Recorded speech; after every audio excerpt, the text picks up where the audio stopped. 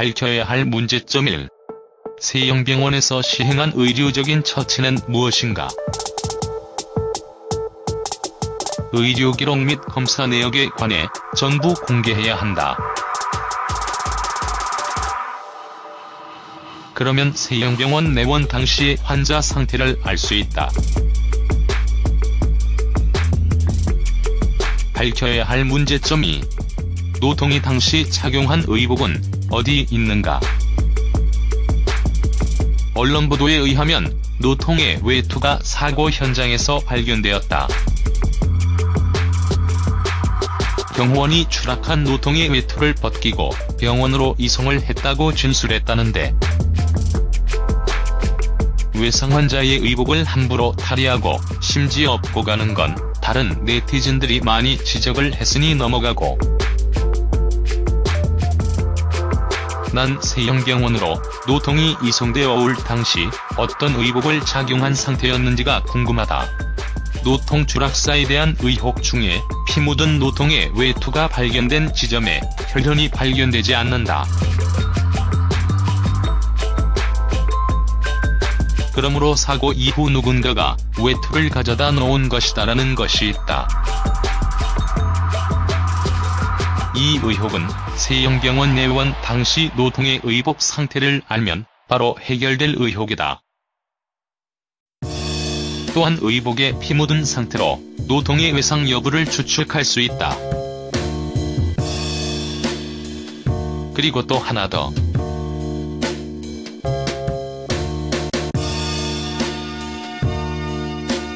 병원에 내원한 외상 환자의 의복은 응급실에서 벗겨내는 것이 아니다. 가위로 의복을 전부 잘라서 제거한다.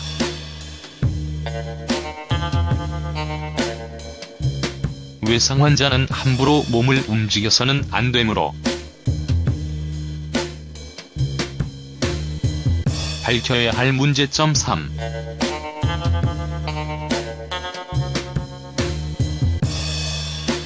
이송 시에 왜 가장 가까운 병원으로 헬기를 동원하여 이동하지 않았는가?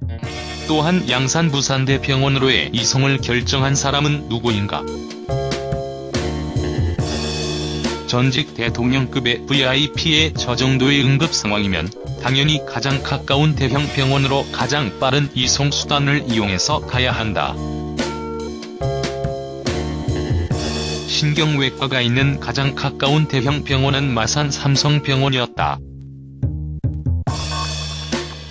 아무리 환자가 사망에 준한 상황이라도 살리겠다는 의지가 있는 경우 신경외과가 있는 대형 병원으로 최대한 빨리 가는 것이 필요하다. 양산 부산대 병원이 마산 삼성병원보다 더 좋은 병원이라서 그쪽으로 갔을 수도 있었겠지만, 현재 중요한 것은 빨리 신경외과적인 처치를 시행하는 것이므로 양산 부산대 병원으로의 이송은 잘못된 결정이었다.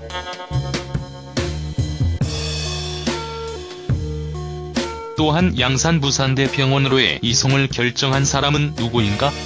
의사인가 아니면 경호팀인가? 통상 상급 병원으로 환자를 전원할 때 어느 병원으로 이송할지를 결정하는 것은 의사이다. 왜냐하면 이송할 병원에서 그 환자를 받을 수 있는 여건이 되는지를 먼저 알아봐야 하기 때문이다.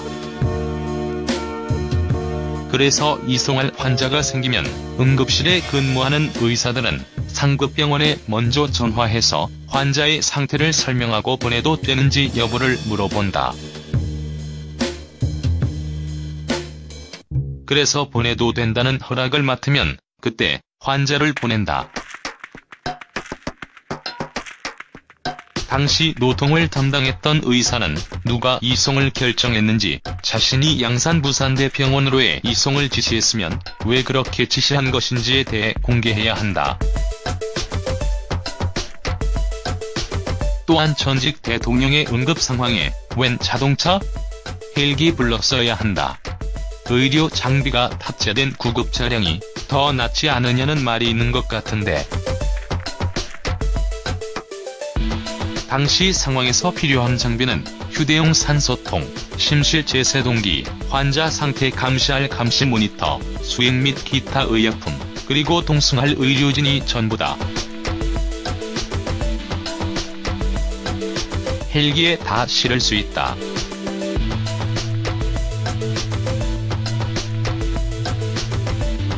밝혀야 할 문제점 4.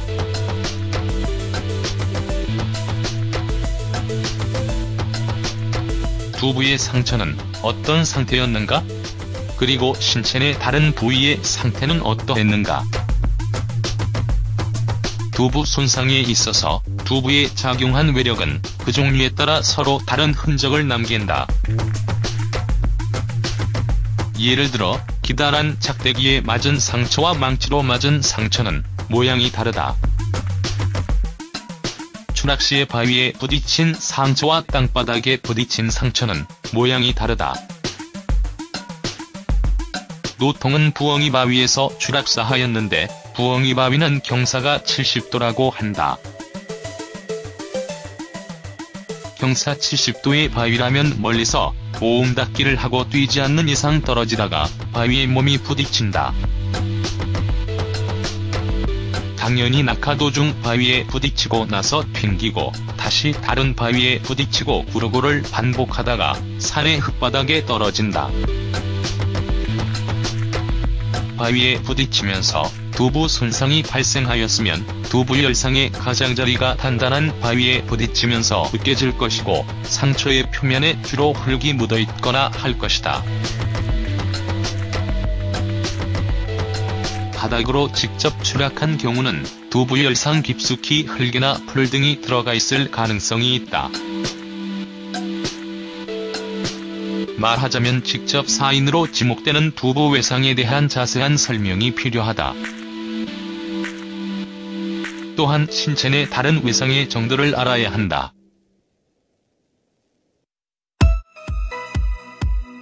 당연히 온몸은 긁힌 상처로 가득해야 하고 팔다리의 일부분은 거의 꺼기거나 적어도 깊은 열상 정도는 있어야 한다.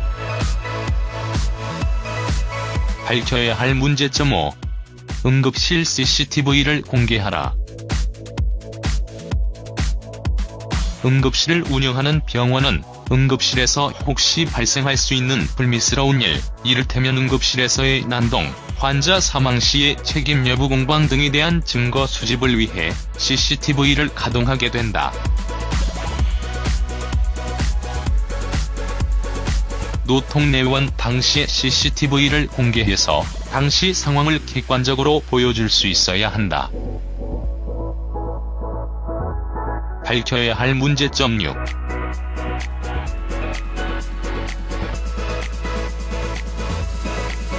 권영숙 여사는 노통의 상태를 언제 처음 보고받았나? 왜 세영병원으로 직접 오지 않았나? 권영숙 여사는 9시 30분경이 되어서야 양산 부산대병원에 도착했다는데 도대체 오전 6시 40분 사고 이후 세영병원으로 노통이 이송될 때까지 왜 아무런 행동을 하지 않은 것인가? 혹시 아무런 연락을 받지 못한 것인가? 밝혀야 할 문제점 7.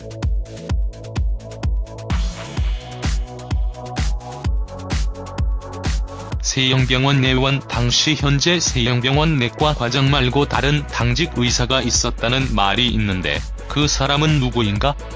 가장 먼저 노통의 상태를 살펴본 의사로서 그 사람의 진술이 꼭 필요하다.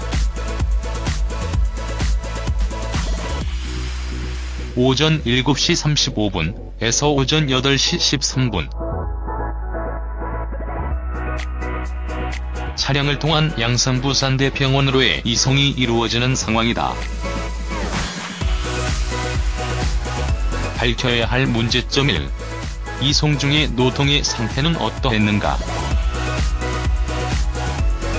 당시 동승한 의료진은 이송 시 의료 기록을 공개해야 한다. 오전 8시 13분에서 오전 9시 30분 언론 보도에 의하면 노통이 양산부산대병원 응급실로 내원하였을 때 다들 DOA라고 생각했다고 한다. 말 그대로 사망한 채로 실려왔다는 뜻이다.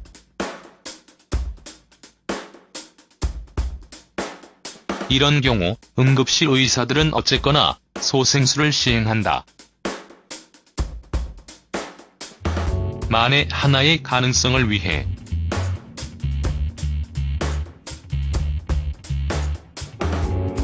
하지만 심폐소생술을 시행하여도 반응이 없어서 9시 30분경 심폐소생술을 중단했다. 병원에서는 환자의 사망 시각을 의사가 사망 선고를 한 시간으로 잡는다. 그래서 외부에서 실려온 환자의 상태가 DOA라 하더라도 심폐소생술을 끝내는 그 시점을 사망 시간으로 잡는 경우가 많다. 왜냐하면 심폐소생술을 시행한다는 것 자체가 환자의 사망을 인정하지 않는 행위이기 때문이다. 그래서 언론에 보도된 사망 시간은 그래서 오전 9시 30분이다.